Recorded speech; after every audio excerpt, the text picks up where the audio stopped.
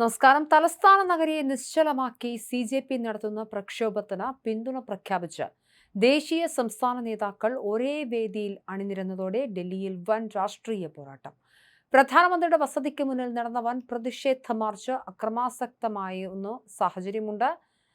കേന്ദ്ര സർക്കാരിനെതിരെ രോഷമിരമ്പുകയാണ്. സമരവേദിയിലെത്തിയ കോൺഗ്രസ് നേതാവ് രാഹുൽ ഗാന്ധിക്ക് പിന്തുണയുമായി കേരള മുഖ്യമന്ത്രി VD സതീശനും കർണാടക മുഖ്യമന്ത്രി DK ശിവകുമാറും ഒപ്പമിറങ്ങിയത് സമരത്തിന് വലിയ ആവേശമായി മാറി.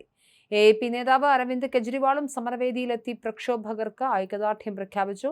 സമരം സർക്കാരിന്റെ നിലനിൽപ്പിനെ തന്നെ ബാധിക്കുന്ന തലത്തിലേക്ക് ഉയർന്നതോടെ കേന്ദ്ര സർക്കാർ അനുനയ നീക്കങ്ങൾ ഊർജിതമാക്കിയിട്ടുണ്ട്.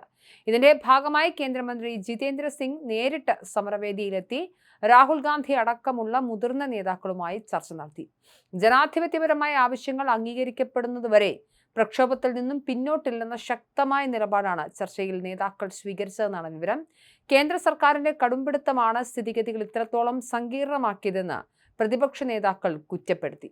പ്രതിഷേധം ശക്തമായതിനെ തുടർന്ന് പോലീസും സമരക്കാരും തമ്മിൽ പലയിടത്തും രൂക്ഷമായ തർക്കവും കയ്യാങ്കളിയും ഉണ്ടായി. പ്രധാനമന്ത്രിയുടെ വസതി ഉപരോധിക്കാൻ ശ്രമിച്ച കേരളത്തിൽ നിന്നുള്ള മന്ത്രി PC വിഷ്ണുനാഥിനെ പോലീസ് ബലം പ്രയോഗിച്ച് കസ്റ്റഡിയിലെടുത്തു.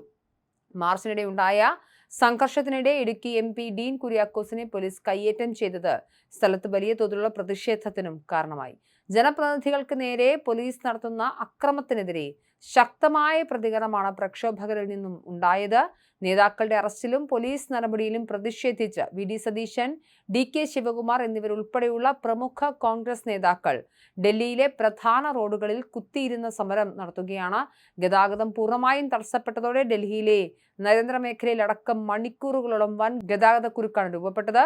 കേന്ദ്ര സർക്കാരിൻ്റേത് കേവലം അടിച്ചമർത്തൽ രാഷ്ട്രീയമാണെന്നും തെരുവിൽ സമരം ചെയ്യുന്ന ജനങ്ങളുടെ ശബ്ദം കേൾക്കാൻ ഭരണകൂടം തയ്യാറാകണമെന്നും റോഡിൽ കുത്തിയിരുന്ന് നേതാക്കൾ ആവശ്യപ്പെട്ടു.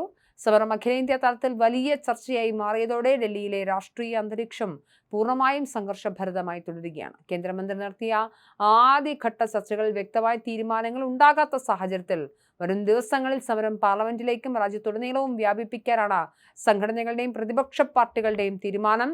സ്ഥിതിഗതികൾ കൂടുതൽ വഷളാകാതിരിക്കാൻ ഡൽഹിയിൽ സുരക്ഷാ സേനയെ വൻതോതിലും വിന്യസിക്കുന്നുണ്ട്. എന്തായാലും ജന്തർ മന്ദിറിൽ CJP നടത്തി വരുന്ന പ്രതിഷേധങ്ങൾക്ക് പിന്തുണ നൽകിക്കൊണ്ട് പ്രതിപക്ഷ നേതാവ് രാഹുൽ ഗാന്ധിയുടെ നേതൃത്വത്തിൽ പ്രധാനമന്ത്രി നരേന്ദ്രമോദിയുടെ വസതിയിലേക്ക് പ്രതിഷേധ പ്രകടനം നടക്കുകയാണ്. കോൺഗ്രസ് നേതാക്കളായ രാഹുൽ ഗാന്ധി, മല്ലികാർജുനൻ ഖർഗെ, പ്രിയങ്ക ഗാന്ധി എന്നിവർ പ്രതിഷേധം നയിക്കുന്നുണ്ട്. കേരളത്തിൽ നിന്നും മുഖ്യമന്ത്രി VD സതീശൻ, മന്ത്രി PC വിഷ്ണുനാഥ് അടക്കമുള്ള നേതാക്കളും MPമാരും സമരമുഖത്ത് ഉണ്ടായിരുന്നു. PC വിഷ്ണുനാഥിനെ അറസ്റ്റ് ചെയ്ത് നീക്കി. സമരത്തിൽ പങ്കെടുത്ത നേതാക്കൾ അടക്കമുള്ളവരെ പോലീസ് കസ്റ്റഡിയിലെടുക്കുകയാണ്. മന്ത്രി PC വിഷ്ണുനാഥും കസ്റ്റഡിയിലെടുത്ത നേതാക്കൾ ഉൾപ്പെടുന്നുണ്ട്.